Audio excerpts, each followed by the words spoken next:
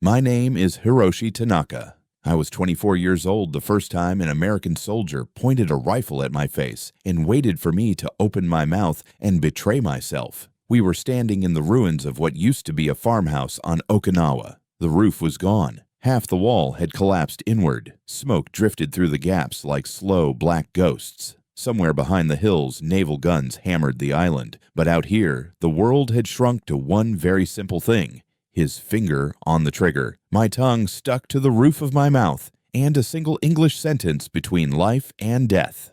"Hands up," he had shouted a second earlier. Now he repeated it, slower, like I was deaf or stupid. "Hands up." I raised my hands. Dirt flaked from my sleeves. My heart was beating so hard my vision pulsed in time with it. I tried to look like a terrified farmer, not what I actually was. A trained infiltrator of the Imperial Japanese Army, whose mission was to slip into the American lines and help kill these men. Behind the soldier, I could see them, shapes moving through the smoke, more helmets, more rifles, more shadows spreading across the hillside. The Americans were fanning out, one small unit in a vast flood that had finally reached our island. 6 months of training had brought me here. One wrong word would erase everything. The soldier stepped closer, boots crunching glass and plaster. He had a square, sunburned face and tired blue eyes that studied me with the cold patience of someone who had already seen too many bodies in the last few days. "What's your name?" he asked. The words came out fast, but I heard each one clearly. My instructors had made sure of that. Not yet, I thought. Not that question. Not first.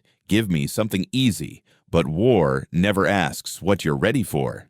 "My name," I began in Japanese before catching myself, forcing the English out instead. "My name, Hiroshi." My voice cracked on the second syllable. The soldier's grip tightened on the rifle. Behind him, another American stepped into view, this one older, with a medic armband stained brown. His eyes moved over me, down to my hands, my clothes, my boots. He was not looking for weapons. He was looking for details that did not fit.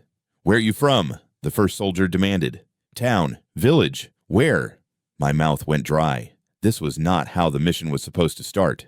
3 hours earlier, I had still been a soldier. We were in a dugout carved into the side of a rocky hill, a low, cramped space that smelled like damp earth, sweat, and the permanent sour stench of fear. The bombardment had started before dawn and had not really stopped since. It only changed rhythm, like some monstrous drummer experimenting with new ways to make the ground shake. One of the overhead braces had cracked in the night. With every nearby impact, a fine powder of dust rained down on us. It settled on our uniforms, on our rifles, in the creases of our fingers. We all looked like ghosts before we were even dead. Lieutenant Sato checked his watch in the half-light and frowned. We all knew what that meant. "They will be on the beaches now," he said. His voice was flat, almost calm.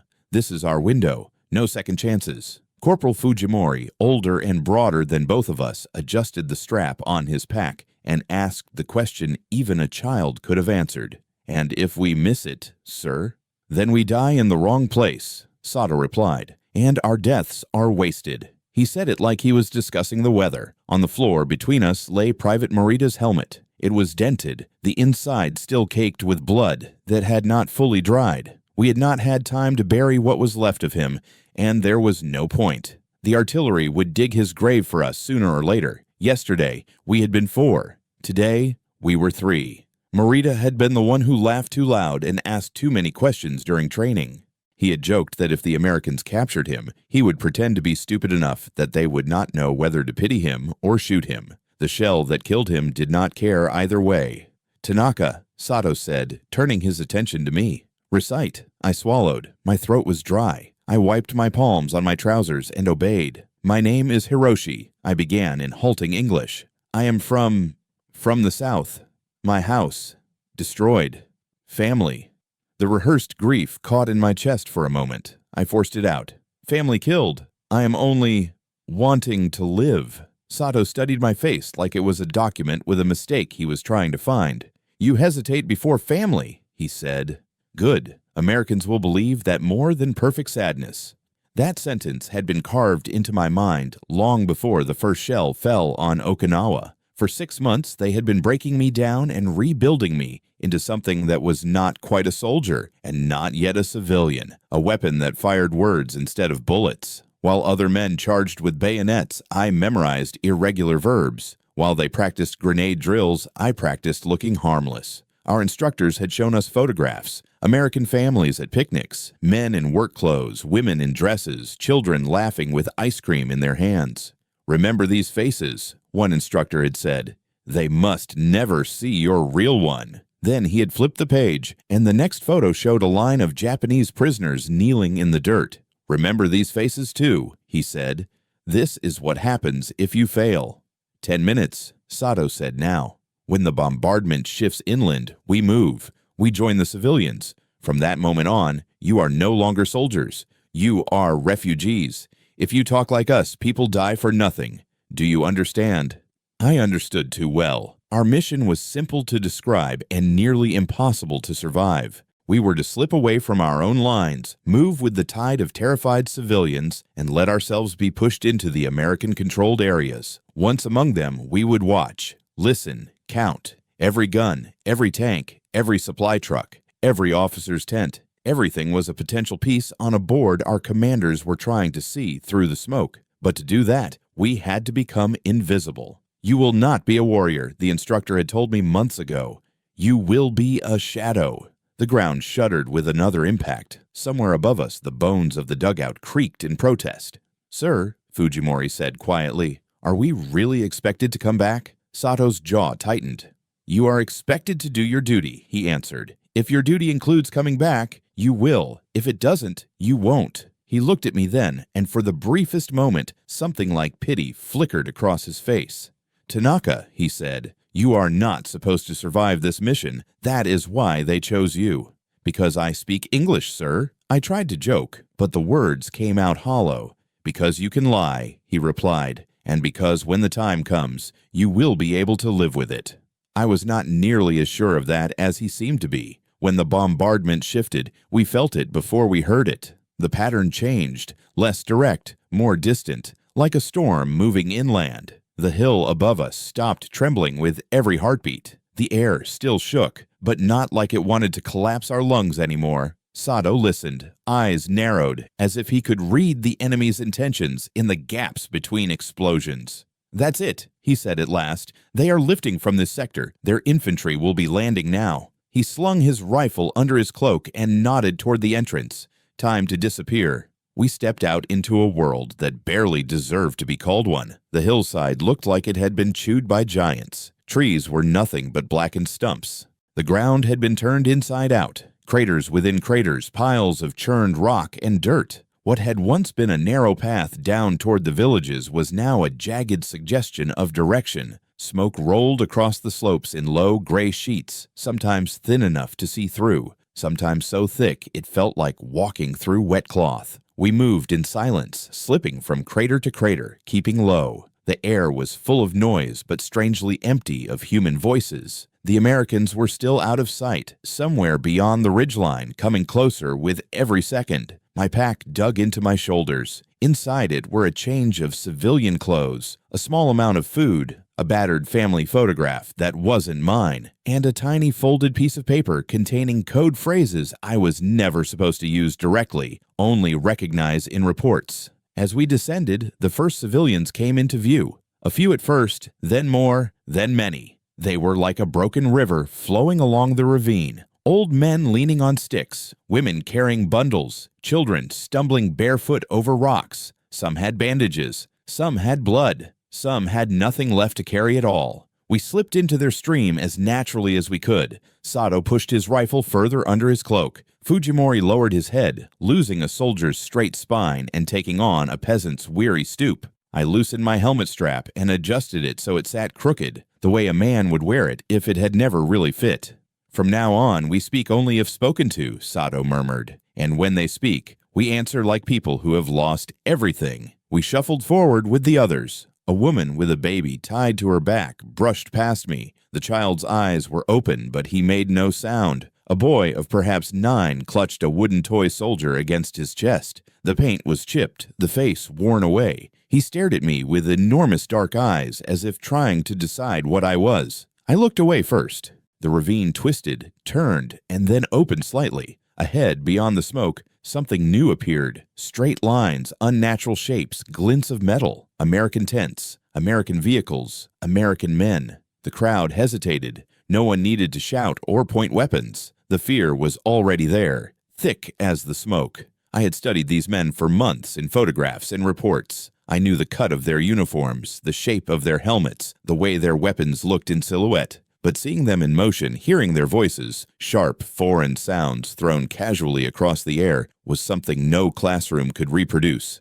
They were not demons. They were not monsters. They were tired, dirty, tense men who had come a very long way to make sure people like me did not leave this island alive. A line formed, loose but real, where the Japanese civilians met the American perimeter. The first villagers approached, hands raised. A few soldiers kept their rifles at the ready, while an officer spoke through an interpreter, trying to separate fear from threat. "Stay behind me," Sato murmured. "Let others go first. Watch how they react. Listen to what they ask." We inched closer. The first man to reach the Americans was an old farmer with a bandaged head. He kept bowing as he walked, muttering something I could not hear. An American yelled something at him. Too far, too fast, but his tone was clear. "Stop, don't move." The old man froze, still half bowed. The interpreter, a local who had somehow survived this long, called out in imperfect English and better Japanese, repeating the command. Slowly, the old man straightened, hands in the air. The Americans did not shoot him. That should have calmed me. It didn't. My mind raced ahead, replaying every lesson, every phrase. You are not a soldier. You saw nothing. You know nothing. You want nothing but to live. Our turn came sooner than I was ready for. The line compressed, widened, compressed again. A push from behind forced me forward. For a moment, I lost sight of Sato and Fujimori in the press of bodies. A woman stepped between us, then an old man, then someone else. Suddenly, I was no longer shielded by the crowd. I had stepped into a gap in the moving mass, and in that gap, I was visible. "Hey!" a voice barked in English. I looked up. The American soldier in front of me had his rifle trained at my chest. He was close enough that I could see the stubble on his jaw, the lines at the corners of his eyes. Sweat had carved narrow paths through the dust on his forehead. "Hands up!" he snapped. My arms rose before my mind caught up. Fingers spread, palms open, heart hammering. "Don't run," I told myself. "Don't freeze. Don't speak too fast. Don't speak too slow. Don't." Another voice cut across his. "Easy, Mac," the medic said, stepping closer. "He's just one of them. Look at him." "I am looking," the first soldier replied without taking his eyes off me. "That's the problem." The medic's gaze slid over me, my boots, my posture, the way I held my shoulders. He lingered on my hands, my fingernails, the faint, almost invisible outline where a rifle strap had worn the fabric of my jacket a little thinner. If he sees it, I thought, I'm dead. "What's your name?" the first soldier demanded. This was the test. Not the last one, maybe not even the hardest one, but the first real one. I could feel every pair of eyes on me now, Japanese and American. Somewhere behind the soldiers, a radio crackled softly. Further off, an engine coughed to life. The war had not stopped so it could watch me, but it felt that way. My name.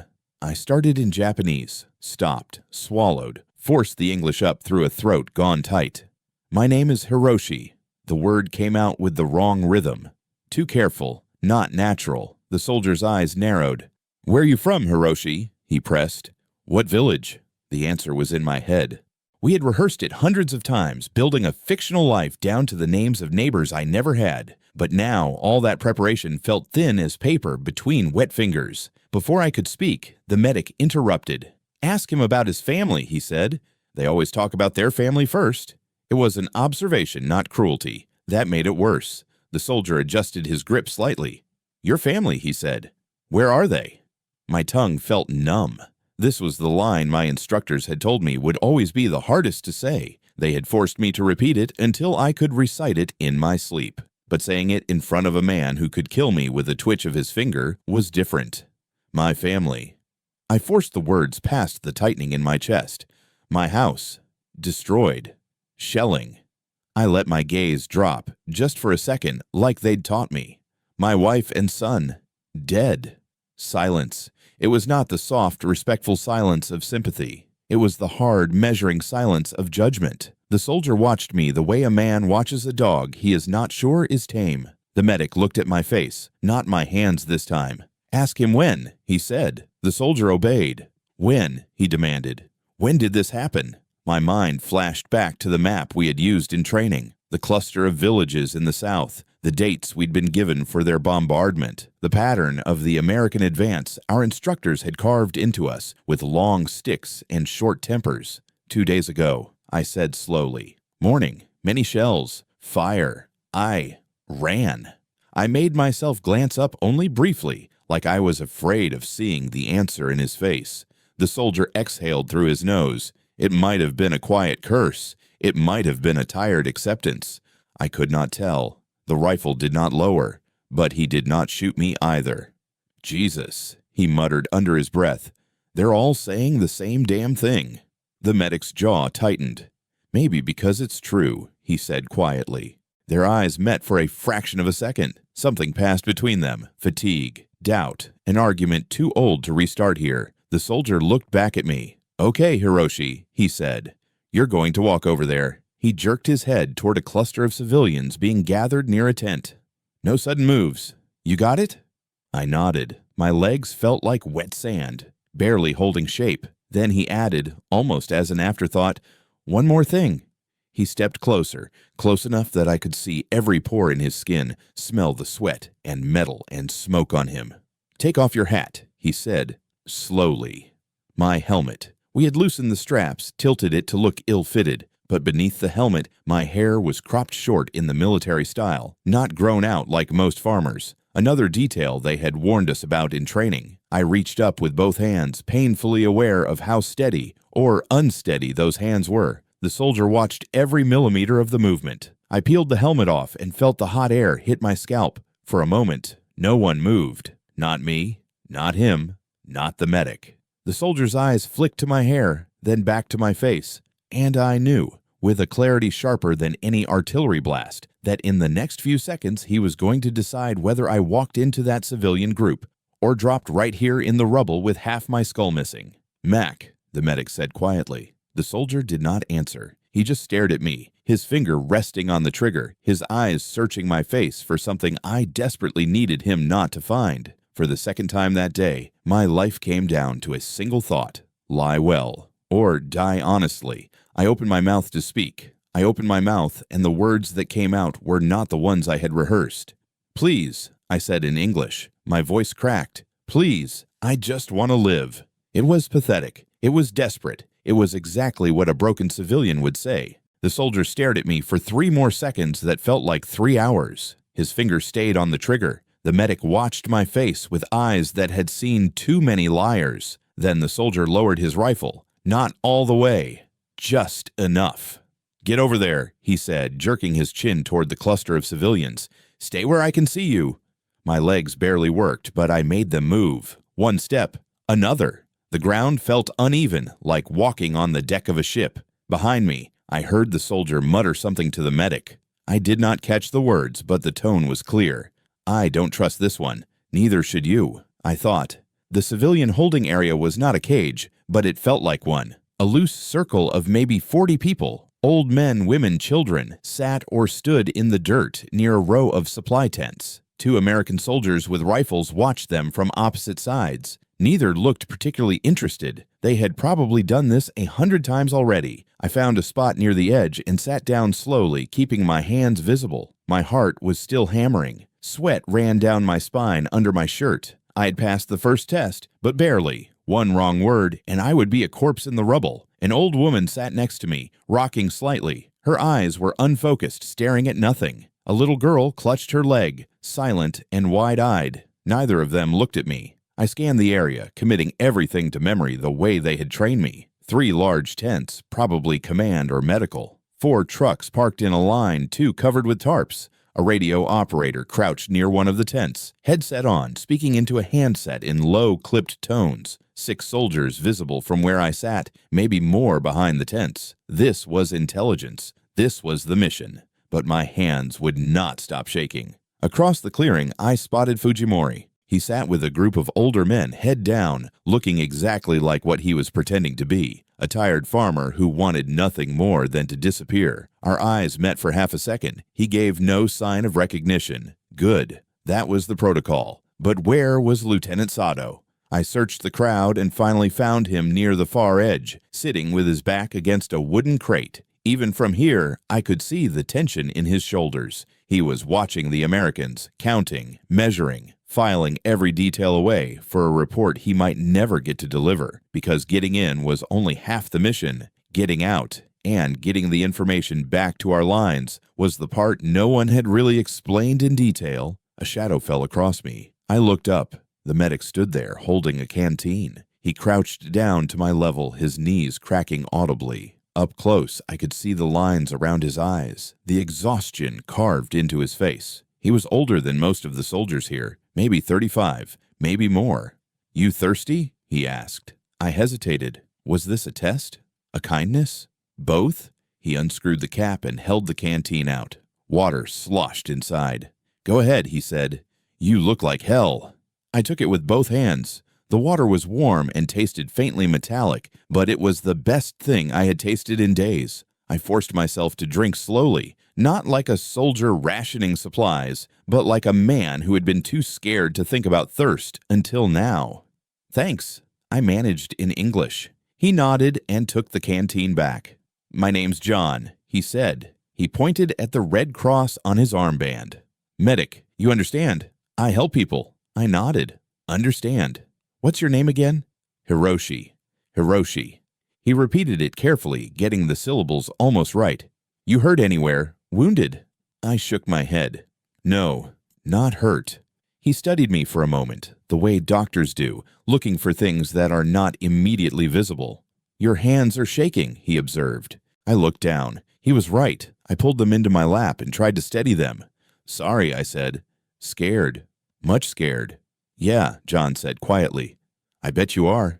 He stood up, but he did not walk away. Instead, he glanced back at the soldier who had stopped me earlier, the one with the rifle and the suspicious eyes. "Mac thinks you're hiding something," John said conversationally. My blood turned cold. I began, but he cut me off with a raised hand. "Relax. Mac thinks everyone's hiding something. That's what keeps him alive." John tilted his head. "But me? I think you're just a guy who got caught in the wrong place at the wrong time. Happens a lot around here." He gave me a tired smile that did not quite reach his eyes and walked away. I sat there, barely breathing. That was not kindness. That was a warning. "We are watching you." The hours crawled by. The sun climbed higher, turning the air into something thick and wet. The civilians in the holding area shifted, whispered, waited. No one knew what would happen next. Some of the Americans brought food, canned rations, crackers, something that might have been meat. People ate mechanically, without tasting. I forced myself to eat too, even though my stomach was clenched into a fist. A soldier needed food to think clearly, but I ate slowly, clumsily, the way a farmer would eat if he had not eaten in days. Around midday, a convoy rolled in, 3 more trucks covered in dust, carrying supplies and reinforcements. Soldiers jumped out, shouting orders, unloading crates. The camp swelled with activity. More tents went up. More radio equipment appeared. I memorized it all. Truck count, 7 now. Soldiers. At least 30 visible, probably 50 total. Radio frequency changes. I could not hear the numbers, but I could see operators adjusting dials, switching channels. This was good intelligence. This was what they had sent me here to collect, but I felt nothing like triumph. Because sitting a few meters away was the little girl who had not spoken since I arrived. She still clung to the old woman's leg, and every time a soldier walked past, she flinched. Late in the afternoon, something changed. A jeep roared into camp, kicking up a cloud of dust. An officer stepped out, older, clean-shaven, with bars on his collar that even I recognized as captain's insignia. He spoke briefly with Mac and another soldier, then turned toward the holding area. He was coming this way. The crowd shifted nervously. The captain stopped at the edge of the circle and looked us over, one face at a time. His expression was unreadable. "Listen up," he said in English. Then he repeated it through an interpreter, a thin local man who looked like he had aged 10 years in the last 10 days. "We're moving you to a safer location," the captain continued. "A camp further south, away from the fighting. You'll get food, medical care, shelter, but you have to cooperate. Anyone who does not cooperate will be detained separately. Understood, the interpreter translated. A few people nodded. Most just stared. We're going to ask questions, the captain added, about what you saw, about Japanese positions. If you know something, tell us. If you don't, say so. Don't lie. Lying makes everything harder. His eyes swept the crowd again and stopped on me. For just a moment, our gazes locked. Then he moved on, but that moment was enough. He's looking for someone specific, I realized. They know there are infiltrators. They just don't know who. My throat went dry again. The questioning began an hour later. They called people one at a time into a tent. Some came out quickly. Others took longer. A few came out with their faces pale and their hands trembling. I watched Fujimori get called in. He walked slowly, shoulders hunched, looking every bit the exhausted farmer. He was inside for maybe 10 minutes. When he emerged, his face showed nothing. Sada went next. He was inside longer, 15 minutes, maybe 20. When he came out, I saw a tightness around his eyes that had not been there before. Then they called my name. Hiroshi! I stood on legs that felt like they were made of wet rope. One of the soldiers motioned me toward the tent. I walked, keeping my steps uneven like a man who had been sitting too long in the dirt. Inside, the tent was dim and stifling. A folding table sat in the center. Behind it sat the captain, a notepad in front of him. The interpreter stood to one side. Mac, the suspicious soldier from earlier, leaned against a support pole, arms crossed. The captain gestured to a wooden crate across from him. Sit? I sat. He looked at his notepad, then at me. Hiroshi, right? Yes. Where are you from, Hiroshi? I gave him the name of the village we had rehearsed. A place in the southern part of the island, small enough that he probably had no map of it, common enough that it sounded real. He wrote it down. What did you do before the war? Farmer, rice, some vegetables. Family. I forced the hesitation they had taught me. Wife, son, both, dead. The captain's pen paused. He looked up. I'm sorry. The words sounded genuine. That made them worse. How did they die? He asked. Shelling. 2 days ago. Fire. I ran. Mac shifted his weight. I could feel his eyes on me. You ran, the captain repeated. Where did you run to? Away. Just away. Into hills. I walked. Hid. Then, I gestured vaguely. Then American soldiers. Did you see any Japanese troops while you were hiding? This was the trap. If I said no, I was a civilian who knew nothing, useless but harmless. If I said yes, I had to give details. Details could be checked. Details could contradict. I chose the middle path. Maybe. Far away. I don't know. I was hiding. Very scared. The captain leaned back. What did you see that was far away? I let my eyes go distant, like I was remembering something traumatic. Soldiers. Maybe 5. Maybe more. Running. In the hills. I swallowed. They did not see me. I stayed down. Running which direction? North, away from beach. The captain wrote this down. It was true enough. Japanese units were pulling back north, but vague enough that it gave him nothing useful. Max spoke up for the first time. How come your hands aren't rougher? The question landed like a brick. I looked down at my hands. I had scrubbed them, dirtied them, tried to make them look like a farmer's hands. But Mac was right. They were not rough enough, not scarred enough. I stammered. I did not work field much. My father old. He did heavy work. I helped, but not every day. Convenient, Mac muttered. The captain shot him a look, then turned back to me. Hiroshi, we're not trying to trick you. We just need to know who's safe and who's not. You understand? I nodded. If you're hiding something, now's the time to tell us. It'll go easier. For a long, terrible moment, I considered it. Not confession, not the truth, but a smaller lie. Something to make me seem more cooperative, more useful, more real. Instead, I just shook my head. I am not soldier, I said quietly. I am just man, want to live. The captain watched me. So did Mac. So did the interpreter, who had been silent this whole time but whose eyes missed nothing. Finally, the captain closed his notepad. All right, you can go, but stay in the area. We might have more questions. I stood, bowed slightly, a habit I could not completely break, and walked out of the tent. The sun hit me like a fist. My shirt was soaked through with sweat. I had survived another test, but I knew with absolute certainty that Mac did not believe me. And I knew that if I made one more mistake, they would not ask questions next time. They would just dig a hole.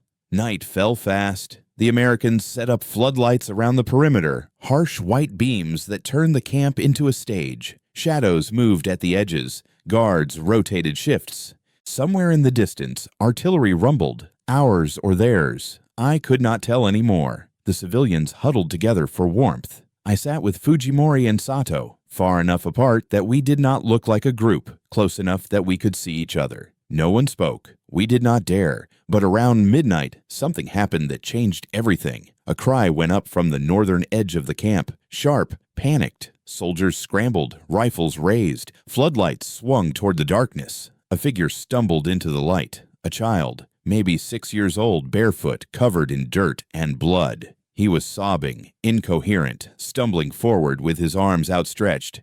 "Help! Please! Help!" John, the medic, ran forward. Other soldiers followed, weapons ready. The child collapsed. John caught him, lowered him to the ground. "Jesus," John muttered. "He's hurt bad." The boy was crying in Japanese, words tumbling over each other. I understood everyone. They made me. They made me. I'm sorry. I'm sorry. And then I saw it, strapped to the child's chest, hidden under his torn shirt. A grenade, pin still in, waiting to be pulled. My blood froze. John saw it at the same moment I did. His face went white. "Everyone back!" he shouted. "Get back!" Soldiers scattered. The child screamed, clawing at the grenade, trying to pull it off, but the straps were tight and his small fingers could not grip. John did not run. He stayed on his knees in the dirt, hands moving carefully over the straps, trying to find the clasp. "It's okay," he said in English, then repeated it in broken Japanese. "It's okay. I help. I help." The boy sobbed. "They made me. They said my mother. They said, 'Shh, I've got you. Hold still.' I could not move, could not breathe, could not look away. This was us. This was my side. This was what we did when we were desperate. We strapped bombs to children and sent them into enemy camps." John's hands found the clasp. It was stuck. He cursed under his breath, pulled harder. The strap loosened. He slid one hand under the boy's back, the other carefully lifting the grenade harness away from his small body, inch by inch. Slowly, the boy whimpered. "Almost," John whispered. "Almost. Don't move." The grenade came free. John carried it 10 paces away, set it gently on the ground, and ran back to the child. He scooped him up and sprinted toward the medical tent. Soldiers surrounded the grenade, shouting at everyone to stay clear. Someone ran to get an explosives specialist. I sat frozen in the dirt, staring at the place where the boy had stood. They had sent a child, to die, and the Americans had saved him. Sato's eyes met mine across the clearing. His face was stone, but I saw something flicker behind it. Doubt, the same doubt that was crawling through my chest like a cold, slow poison. We are the good ones, I had been told. We are defending our homeland. We are righteous. But we just sent a 6-year-old boy to blow himself up. I thought of my village back home, my mother, my sister, the children who played in the streets. Would we do this to them if we were losing? Would we strap bombs to their chests and tell them it was honor? An hour later, I walked past the medical tent. The flaps were open. Inside, John sat next to a cot where the boy lay, bandaged and sedated. The child's breathing was shallow, but steady. John looked up and saw me standing there. For a moment, neither of us said anything. Then he spoke, his voice raw. "Why?" he asked. "Why do this to a kid?" I could have stayed silent, should have stayed silent, but the words came anyway. "Because we are losing," I said quietly, "and when you lose, you do terrible things." His eyes narrowed. "We?" I froze. The word had slipped out. "We," not they. I started scrambling. Japanese. My people. "We are desperate." John stared at me. His jaw tightened. Then he looked away. "Get out," he said, "before I change my mind about you." I turned and walked into the darkness, my heart pounding so hard I thought it would tear through my ribs. I had just made the second mistake, and Mac was standing 20 feet away, leaning against a tent pole, watching. Mac did not arrest me that night. He just watched me walk back to the holding area, his cigarette glowing in the dark like a single red eye. I could feel his gaze between my shoulder blades the entire way. When I sat down, he was still there, smoke curling into the floodlights. He knew. He did not have proof, but he knew. I had maybe 12 hours before he acted on it. Fujimori found me an hour before dawn. He moved through the sleeping civilians like a shadow and crouched next to me, close enough that his whisper barely carried. "We have a problem," he breathed. "I know. Mac. Not Mac." Fujimori's face was drawn tight. "Sato is gone." My stomach dropped. "Gone where?" "I don't know. He was there at midnight. At 0200, I checked again. Empty spot. No sign." I looked toward where Sato had been sitting. Another old man had taken his place, curled on his side, snoring softly. "Did he run?" I asked. "Or they took him." Fujimori's jaw worked. "Either way, we are two now. And if they have him..." He did not need to finish. If the Americans had Sato, if they made him talk, we were dead. Every lie we had told would unravel. Every face we had memorized, every position we had counted, every bit of intelligence we had gathered would mean nothing, because we would be corpses before dawn. "We leave," I said. "Now, together. We find a way." "No." Fujimori's voice was flat. "Orders were to stay until extraction or until compromise. We are not compromised. Not yet. The medic suspects me. Mac definitely does. That is compromise. Suspicion is not proof." He gripped my arm hard. "We stay. We finish the mission. We get the intelligence out." "How?" I hissed. "There is no extraction. There never was. They sent us here to die." Fujimori's eyes were dark pits. "Then we die with honor." He melted back into the crowd before I could respond. I sat there as the sky began to lighten, gray bleeding into black, and I understood something cold and final. Fujimori was a true believer. I was not. Not anymore. The news came at noon. A convoy rolled into camp. Fresh troops, new equipment, and something else. Something that made the soldiers stop what they were doing and gather in tight, murmuring clusters. Word spread through the civilians like wildfire, translated and retranslated until the details blurred, but the core remained sharp. America had dropped a bomb on Hiroshima. An entire city, gone in an instant. Tens of thousands dead. I heard the name and my body went cold. Hiroshima. My mother lived 30 kilometers outside Hiroshima. My sister had married a man who worked in the city. I had cousins there, friends, people whose faces I could still see when I closed my eyes. "One bomb," someone whispered in Japanese. "Just one bomb." The old woman next to me began to pray, rocking back and forth. Others joined her. Some cried. Some sat in silence, staring at nothing. I could not move, could not think, could not breathe. My family might be dead, might have been vaporized in a flash of light I could not even imagine, and I was here, pretending to be harmless, gathering intelligence for an army that had just lost a city. Across the clearing, I saw Fujimori. His face was stone, but his hands were fists. He stared at the American soldiers with something that looked like pure hatred. Then, 3 days later, the second bomb fell. Nagasaki. Another city. Another flash. Another sea of the dead. And still, we sat in the dirt and waited. On August 15th, the world ended.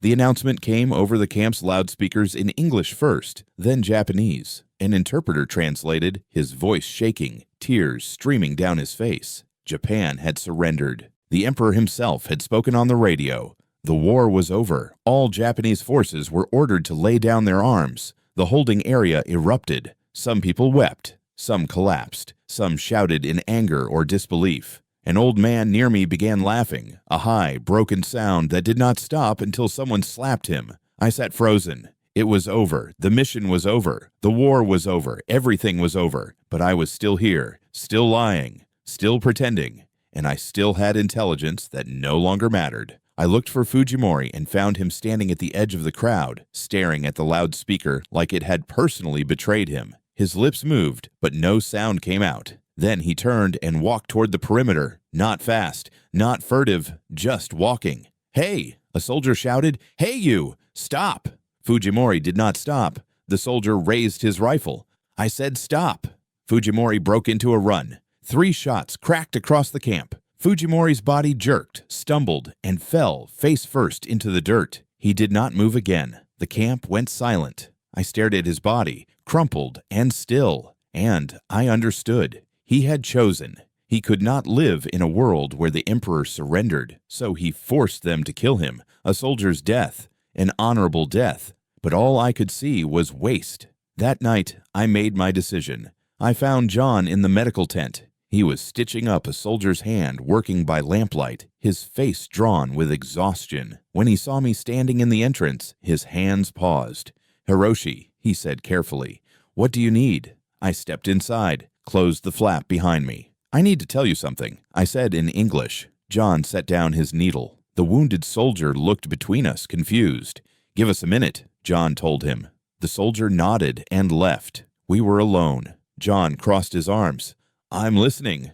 My mouth was dry. My heart hammered. Every instinct screamed at me to run, to lie, to disappear into the night. But I was done running. "My name is Hiroshi Tanaka," I began. "I am 24 years old. I am a communications specialist in the Imperial Japanese Army. I was sent here to infiltrate your lines, gather intelligence, and report back." John's face went very still. "I have memorized your troop positions," I continued. "Your supply routes, your radio frequencies, everything my commanders wanted to know." I paused, took a breath, and said the only true thing I had spoken in weeks. "And I am telling you because I cannot do this anymore." John did not move, did not speak, just stared at me with eyes that had seen too much and now had to see one more impossible thing. "Why?" he finally asked. His voice was barely a whisper. "Because you saved that child," I said. "Because you gave me water when you thought I was your enemy. Because my family is probably dead and none of this matters anymore." I gestured toward the camp, the war, everything. "Because I was taught that Americans were demons, and you are not. You are just people." Silence. The lamp flickered. Outside, someone laughed, life continuing, indifferent. John's jaw tightened. His hand moved toward his belt. Not to a weapon, just moved. "Do you know what happens now?" he asked quietly. "Yes." I swallowed. "You arrest me. They interrogate me. They execute me. I understand." "Then why?" John's voice cracked. "Why tell me?"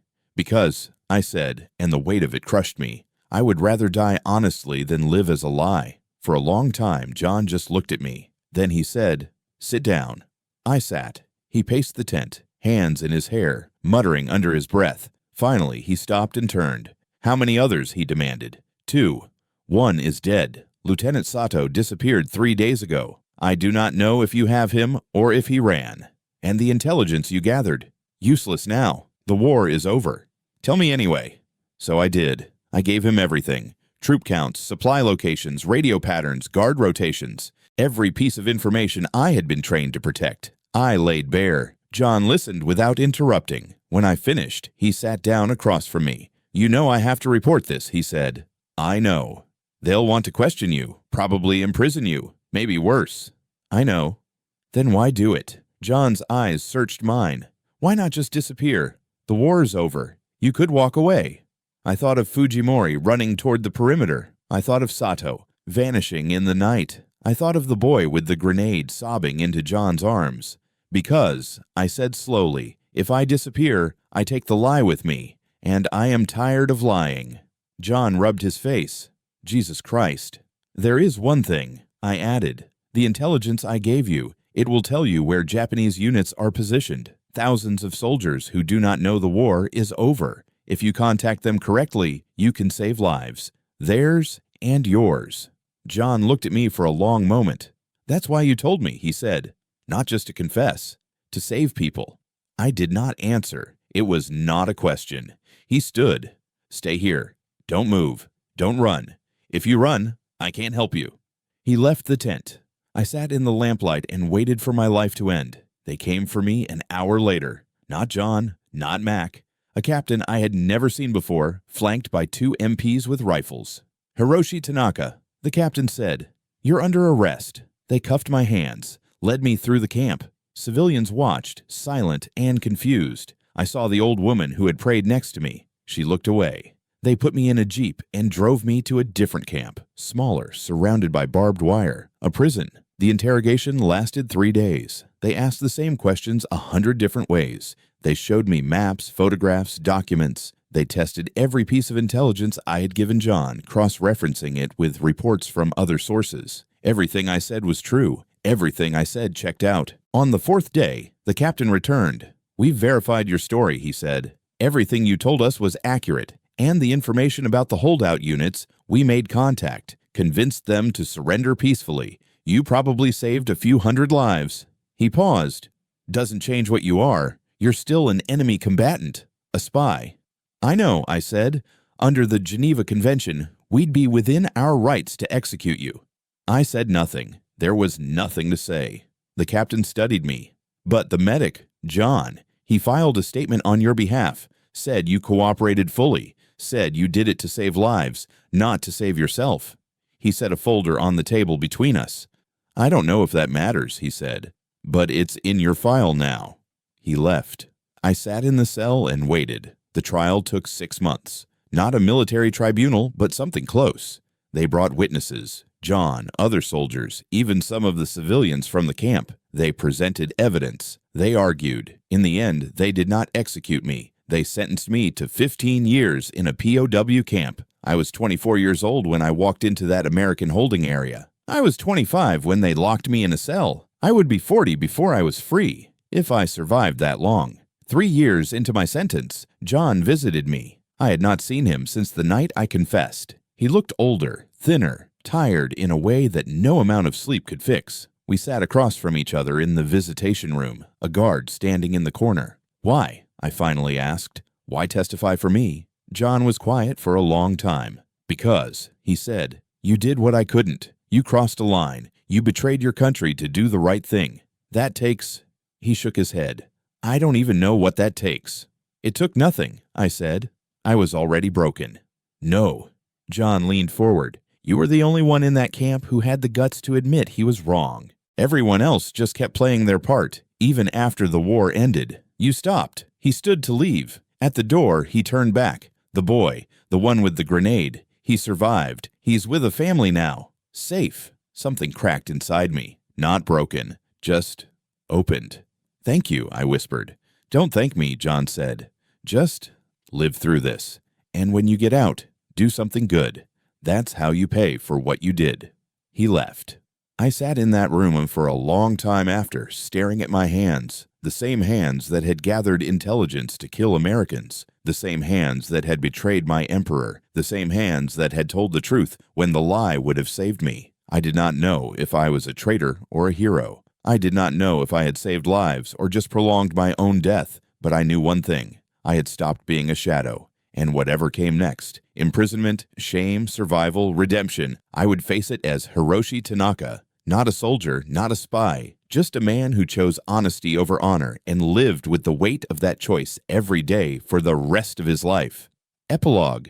They released me in 1960. I was 40 years old. My mother had died while I was imprisoned. My sister refused to speak to me. In Japan, I was a traitor. In America, I was a footnote. I worked in a factory, lived in a small apartment, tried to disappear. But every year on August 6th, I think of Hiroshima. Every year on August 9th, I think of Nagasaki. And every year on August 15th, I think of Fujimori running toward the fence, choosing death over surrender. I do not know if I made the right choice, but I know I made the only choice I could live with. And some days, that is enough.